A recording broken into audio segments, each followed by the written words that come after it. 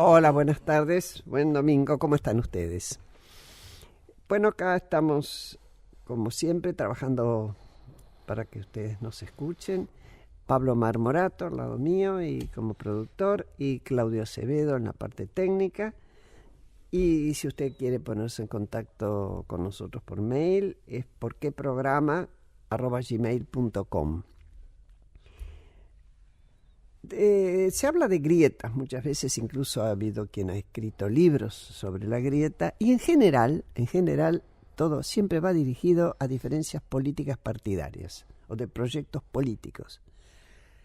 A mí esas grietas no es que me gusten, pero no me inquietan tanto porque siempre pienso que de últimas la gente vota y va saldando con el voto esas grietas cuando muestra sus preferencias.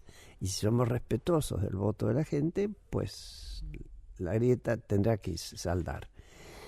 Pero en cambio me preocupa mucho otra grieta, que es aquella que nos está diciendo hoy, desde muchos indicadores, incluso del propio INDEC, que hoy es creíble, que hay un sector de la sociedad, que es un poquito más de un tercio, que está bajo la línea de pobreza y por sobre todas las cosas sin esperanzas, sin futuro a la vista, y del cual hay 2/3 de esta sociedad que parece no preocuparse. Por lo menos habrá gente que se preocupa, pero no es demasiada molestia convivir con esa realidad, a menos que esa realidad cada tanto irrumpa en forma de violencia, con partes que se desprendan de esa realidad en forma de violencia. Y ahí todo el mundo se enoja, se asusta, pide más que bajen la edad de imputabilidad de los menores, que se pongan más duras las penas, que las puertas no sean rotativas, que se cierren las puertas de las prisiones, etcétera, más cárcel, qué sé yo. Pero no nos ponemos a pensar seriamente con qué hacemos con ese pedazo de la sociedad que a partir de los 70, a mi criterio, poco a poco y sobre todo después de los 90, se fue desintegrando y que hoy habría que trabajar para reintegrar a la sociedad. Hoy vamos a hacer una descripción de quiénes son, cómo viven y sobre todo la gente joven que forma parte de ese tercio, que es una de las cuestiones que a mí personalmente me preocupan mucho, y para eso convoqué, para que me ayuden a pensar, como siempre, y a ustedes, a Jimena de León, que es politóloga, reside en la Universidad Católica de Córdoba, es investigadora principal del programa de protección social del Centro de Implementación de Políticas Públicas para la Equidad y el Crecimiento, más conocido como CIPEC, y a David González, que vive y trabaja en Villa Albertina, en Lomas de Zamora. Es el principal referente de la agrupación social La Montenegro, donde participan decenas de jóvenes, él nos va a contar. David estudió Derecho, no completó la universidad, pero quedó con mucha información y buena cabeza para pensar este tema y para actuar. Y cuando estudió lo hizo en la Facultad de Lomas de Zamora, ¿no? Bueno, buenas tardes, gracias por estar con nosotros. ¿Querés empezar, Jimena? Sí. A describirnos ese mundo, Okay. por donde vos quieras. Bueno, sí, yo más o menos me voy a basar un poco en una investigación que estuvimos realizando el año pasado en CIPEC, que está focalizada en los jóvenes, pero que dialoga un poco con las políticas de cuidado. O sea, el objetivo de esa investigación que hicimos fue poner en discusión el tema de qué significa cuidar hoy en nuestra sociedad y qué significa particularmente para los jóvenes estar a cargo de otros niños en el seno de sus hogares. Bueno, y nosotros en esta investigación, que la hicimos sobre la base de la Encuesta Nacional de Juventud que se llevó a cabo en Argentina en el año 2014, la única encuesta que hay a nivel nacional de jóvenes para el país. ¿Que la hizo quién? La hizo el INDEC. El INDEC como un módulo especial de la encuesta anual de hogares urbanos. Ahora, que se encuesta todos los ¿es años. confiable? Es confiable, o sea, ahora hay un problema con las encuestas que se hicieron en esos años. Claro. esta encuesta, la de salud sexual y reproductiva del año 2013, hay problemas porque parece ser que las muestras tuvieron algún tema. En este caso, por ejemplo, los jóvenes son representativos de los hogares numerosos, de jóvenes que viven en hogares numerosos.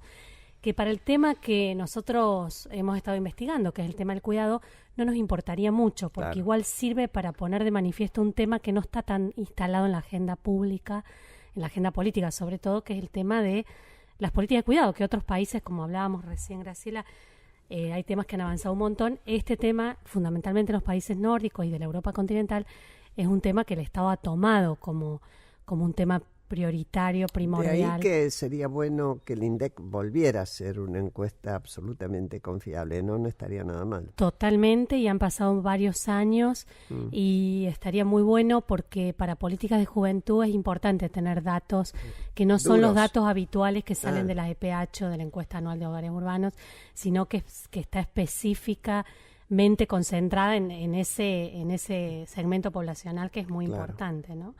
Bueno, y ahí lo que vimos es que un 37% de los jóvenes entre 15 y 29 años en Argentina tiene responsabilidades de cuidado. O sea, cuida en sus hogares a menores, a niños sobre todo. De ese porcentaje, un 34% cuidaba a niños y un 3%... ¿Niños ajenos o de la propia familia? Bueno, de todo. Ahí hay un 15% de los jóvenes encuestados que tienen hijos, o sea que si el 37% cuida es porque también cuida a niños de otras familias, y esto es algo que pasa mucho en los hogares de los sectores socioeconómicos más bajos, porque compartir intergeneracionalmente el cuidado de los chicos es una estrategia de adaptación de la familia ante una insuficiente oferta pública de servicios de cuidado.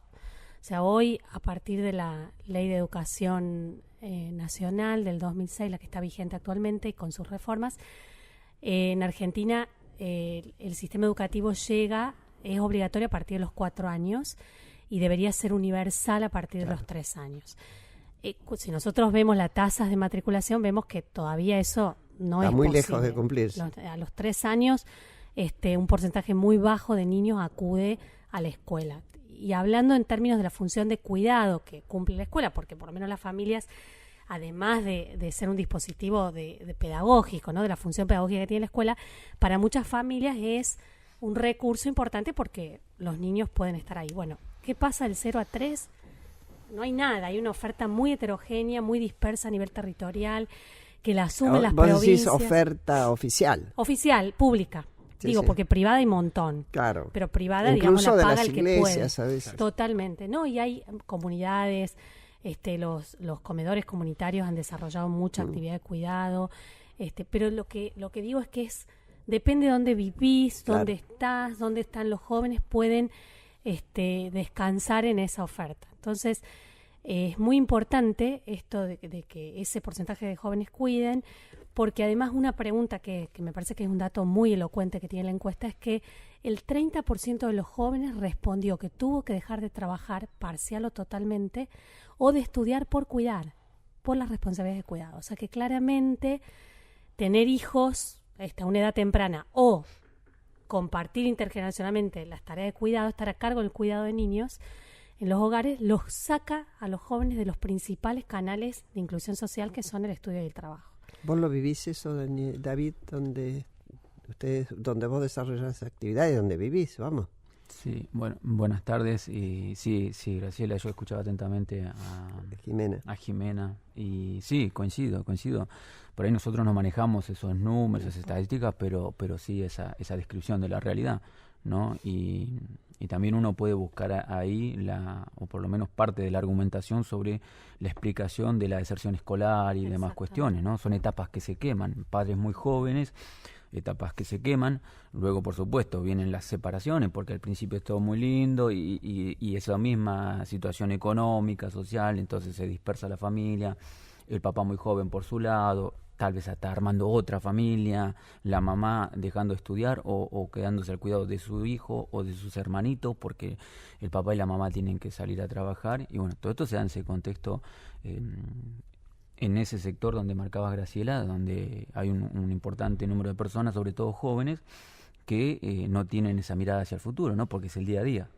qué comemos hoy, cómo hacemos para hacer una piecita más porque estamos todos en casa de papá, de mamá, los conflictos que eso genera, miles de situaciones que se desatan a partir de esto que vos contabas, ¿no? Que nosotros vimos, no tenemos los números en eso, pero sí coincido en la descripción que haces, eso es en el andar nuestro diario, en los comedores comunitarios, en los merenderos y demás instancias, en clubes de barrio. En clubes de barrio muchas veces pasa que van los chicos solos, los reciben, y yo siempre se hincapié en la importancia que tienen los clubes de barrio, en esa contención de esa... Cuando vos decís solo, no lo acompaña nadie. No los acompaña nadie. No importa qué edad tengan. No importa. El profe que es el papá que pone su tiempo para hacer alguna actividad, sea fútbol, generalmente fútbol, pero la mayoría es fútbol o alguna cosa, es el que se encarga de ir a buscar al chico para llevarlo, volverlo. Es vital en esa descripción que haces los clubes de barrio. Ahora, no les dan la importancia que deberían darles en función de esa responsabilidad. No les dan desde el punto de vista institucional. Sí. Porque, ¿qué pasa? Hoy proliferan en los clubes de barrio, pero ¿qué pasa? Son instituciones que se arman a veces en una casa, donde hay un patio grande para armar una canchita. Ahora, eso en lo práctico, en lo que uno puede ver, está cumpliendo una actividad social, ¿no? Una contención social. Ahora, ese club no tiene personalidad jurídica, no tiene inscripción en la persona, está por fuera de cualquier ayuda del Estado, por fuera de cualquier... Entonces se organizan desde los mismos padres, gente humilde, para hacer lo que pueden. Y en lo que pueden es mucho, pero no alcanza. Si podríamos trabajar de otra manera. Nosotros hasta habíamos hablado en el caso de Lomas con uno de los concejales a ver si podemos plantear una ordenanza de que se mire a ese grupo de personas que se organizan le ponen un nombre, el que fuera, y ese nombre los contiene en esas actividades. Ahora están por fuera de cualquier posibilidad de acceso a recursos del Estado. Por esto decía, no tienen una cuenta bancaria, no saben cómo llenar los formularios que son, lo hemos vivido nosotros, tenemos en la institución, son muy, muy complicados. Nos han ayudado profesionales, pero ahora, gente que se junta para llevar adelante una tarea que tiene que ver con esta descripción, bueno, les es imposible llegar a ese tipo de situación para decir, bueno, tenemos una institución, podemos recibir alimentos, podemos recibir subsidios o cualquier ayuda. Entonces son trabajos aislados. Ahora, vos vas a los barrios y vas a ver cómo congregan gente, familias humildes, en distintas actividades que se hacen. Ahora, esas familias están contenidas así porque no tienen otra posibilidad de dispersión. No tienen otra posibilidad de ir a un cine a pasear. Es la jornada del sábado. Es la jornada del sábado. ¿Y qué hacen en esas jornadas? Los congregan por el fútbol, por el hockey, por el defensa personal, por algún taller de lo que sea. Entonces contienen de esa manera. Uno tiene que andar por esos barrios y vas a ver en cada lugar esas cantidades de familias. Ahora, están aisladas en el sentido de relacionarse con el Estado, con políticas públicas. Esa es la crítica que hacemos nosotros. La hacíamos antes y la seguimos haciendo ahora. Porque son el primer canal de contención para esos chicos que son hijos de chicos que todavía son adolescentes prácticamente. Entonces se acompaña, se guía. Yo algo escribí por ahí para un amigo que hacía un informe sobre estas cuestiones, el profe, no la importancia del profe, porque es la autoridad, y esa autoridad se respeta muchas veces más que el padre, porque el profe sanciona. No jugás el domingo. Y a veces el padre ni está. Y a veces la ausencia del padre. Entonces ese tipo de personas no se valoran en función de la realidad que viven y que sostienen, ¿no? A partir de eso lo vimos nosotros del área nuestra social. Permanentemente.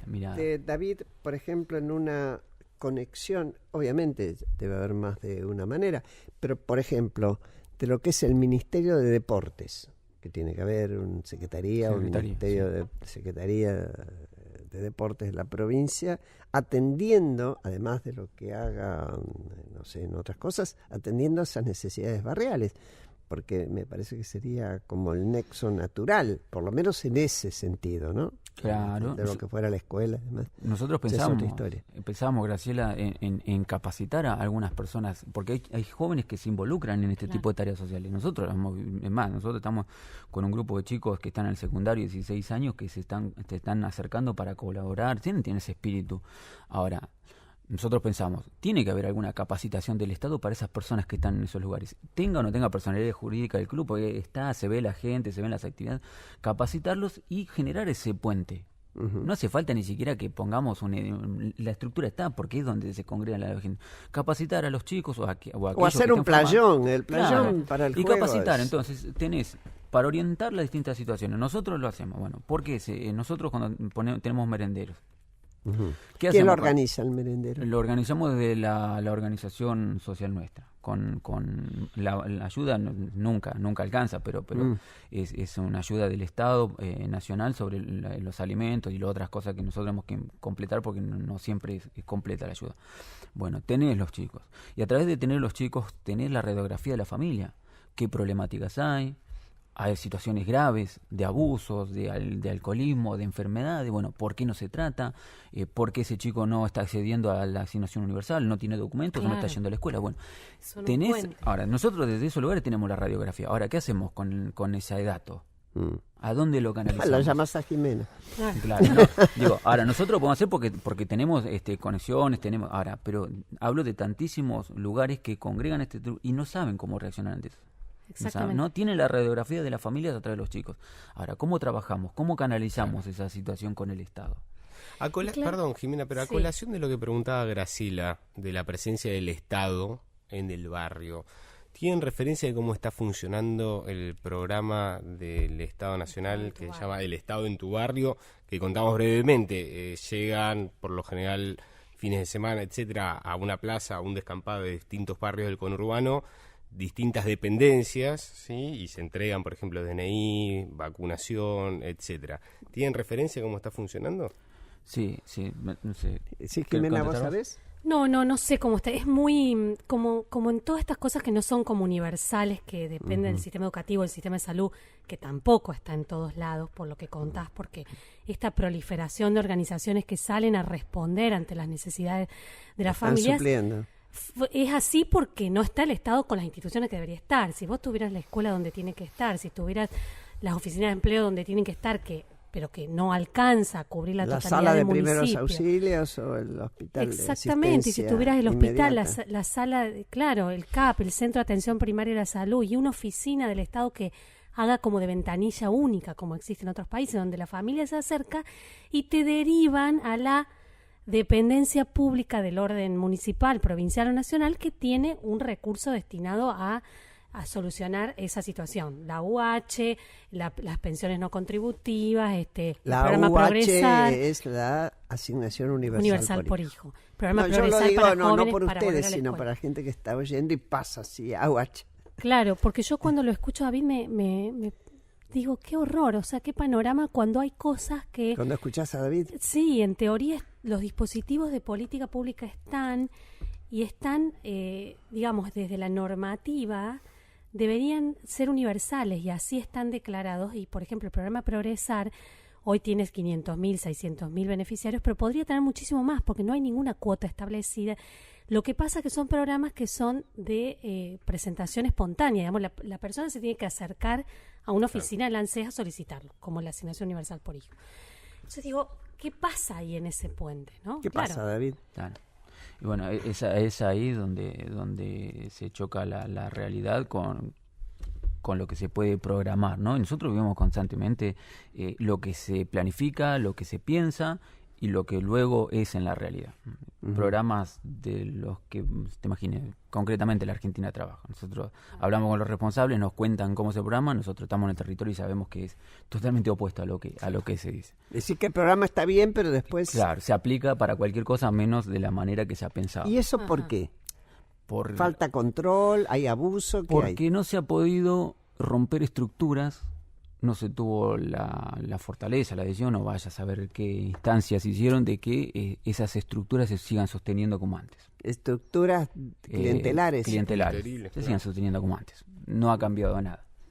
Lo digo no sin pesar, porque uno ha luchado contra ese manejo, ha vivido esos abusos y bueno, eso no se ha cambiado, eso es cierto, ¿no? ¿Tenés que ser amigo de alguien para que...? El control lo tienen las organizaciones sociales.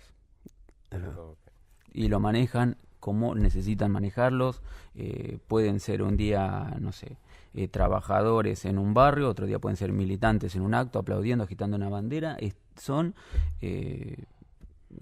utilizados de la manera que el dirigente que ha negociado ese poder decide, ¿no? Por eso digo, una vez unas cosas lo que se dice y la otra lo que nosotros vivimos y sufrimos en el territorio. Claro.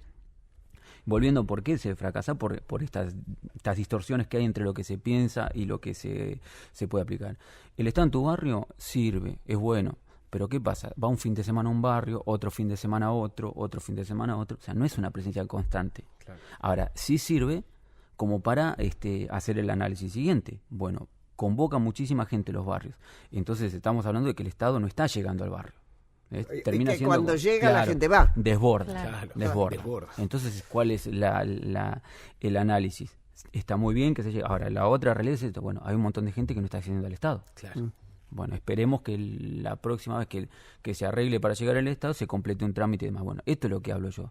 De que ahí tenemos, en los barrios, tenemos esas instituciones que pueden canalizar perfectamente. Y no hay que gastar en estructura ni nada porque ya están funcionando. Claro. Lo que habría que hacer es hacer un proyecto donde se capacite a las personas que conducen esos lugares para que ellos puedan derivar o conectar. Ni siquiera digo ellos gestionar, derivar o darle información, claro. Que es lo que nosotros hacemos. Y en todos los aspectos que uno se puede imaginar de la vida de las personas, ¿no? En esos sectores vulnerables que hablaba Graciela, que a otro sector parece no importarles o parece no darle mucha importancia.